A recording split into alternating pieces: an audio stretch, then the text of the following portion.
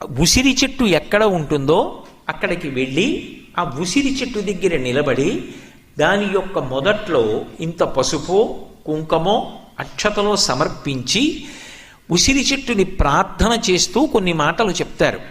ఇక్కడ మీరు ఒక విషయం గమనించాలి. యజుర్వేదంలో కూడా రుద్రాధ్యాయంలో ఒక మాట అంటారు, నమో వృక్షేభ్యో హరికేశాయోపవీతినే పుష్టానాం పతయే నమో నమో అంటారు.